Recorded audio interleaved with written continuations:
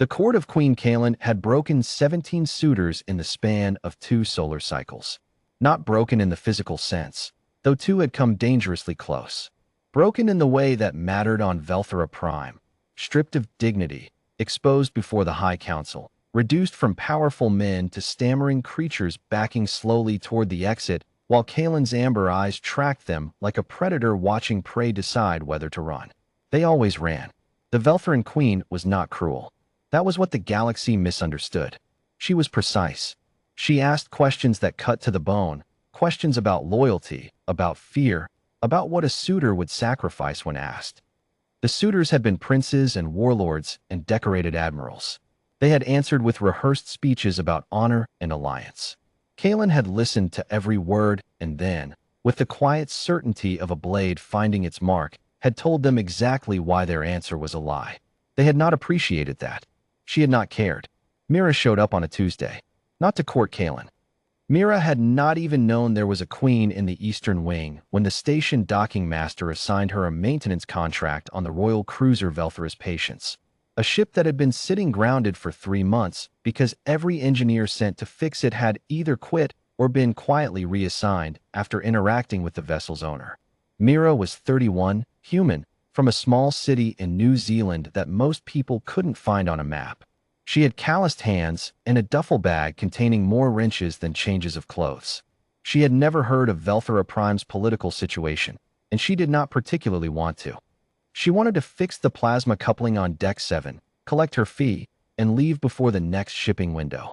She was on her back under the coupling housing, humming something tuneless and off-key, when the Queen found her.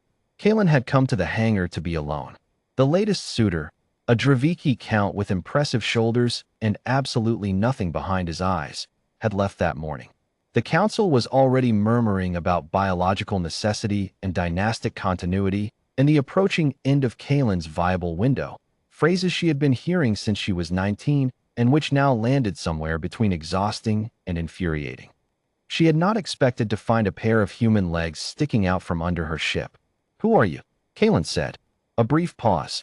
The legs shifted. A head appeared. Short hair, grease on one cheek, reading glasses pushed up on the forehead. The human looked at her without any particular alarm. "Mira, mechanic. You've got a cracked secondary housing on the plasma coupling. That's why your altitude stabilizers keep failing. Should have it done by tonight." Kaelin waited. Mira went back under the ship. No bow. No title. No visible recognition of who she was looking at. Kaelin found, to her own surprise, that she did not leave. She came back the next morning. She told herself it was to inspect the work. The coupling had, in fact, been repaired with a cleanliness and precision that her own royal engineers had failed to produce in 3 months of trying. She ran her hand along the sealed joint. Perfect. Mira was already working on something else, a secondary thruster calibration no one had asked her to do. "You were not contracted for that," Kaelin said. "No," Mira agreed. "But it was wrong. Bothered me. It bothers you when things are wrong. Doesn't it bother everyone?" Kaelin was quiet for a moment. "You would be surprised." It became a pattern without either of them deciding it would. Kaelin appeared. Mira worked. They talked. Or rather, Mira answered questions while periodically handing Kaelin tools without explanation, and Kaelin held them because it seemed rude not to, and somewhere in the second week, she realized she had learned what a torque driver was and had opinions about the correct calibration range for a thruster array on a ship this size. Mira did not know she was speaking to a queen for 4 days.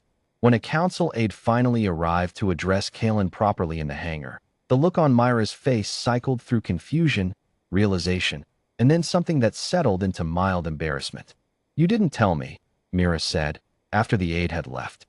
"You did not ask. I called you the ship lady for 4 days. I know.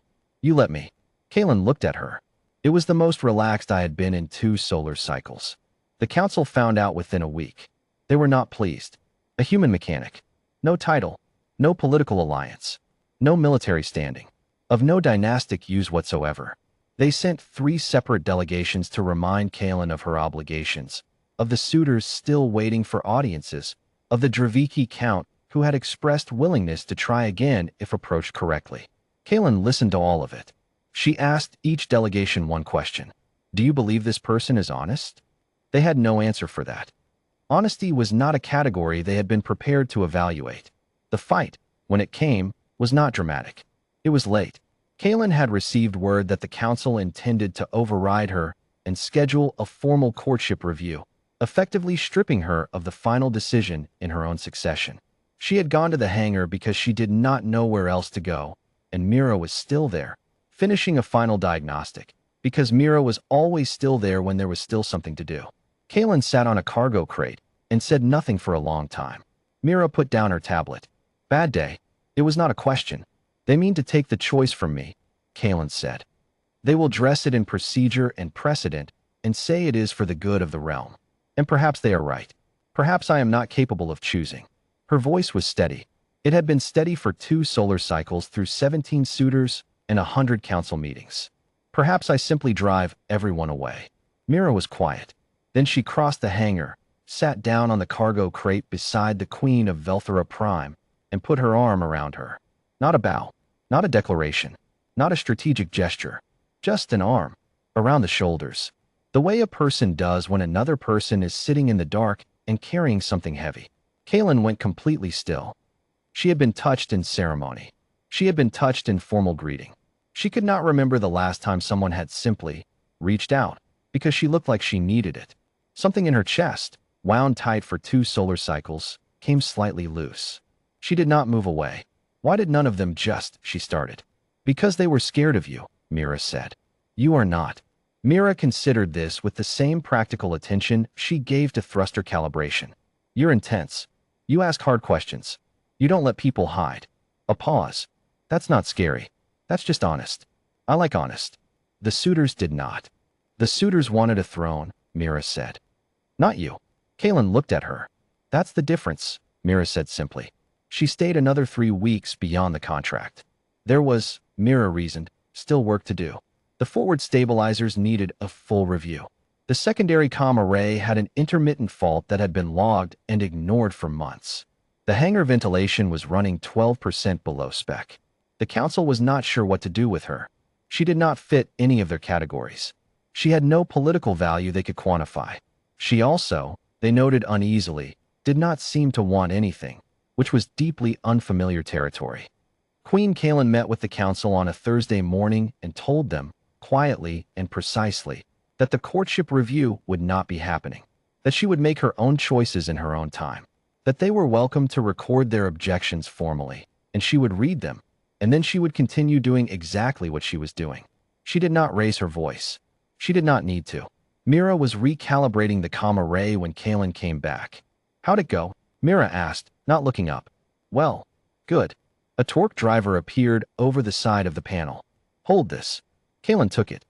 She stood there, holding a torque driver in the hangar of her own royal cruiser, watching a human mechanic fix the things that were wrong, one by one, with patience and without ceremony. It was the most useful she had felt in years. Mira, stay. Myra's hands paused for exactly 1 second. Then she kept working. Through the comm array? After. Another pause. Yeah, Mira said. All right. 17 suitors had escaped the alien queen's rage. The one who stayed had never once tried to impress her. She had simply shown up, found what was broken, and fixed it, and never once flinched when Kaelin did the same. It turned out that was all the queen had ever needed to find. Someone not afraid of the truth of her.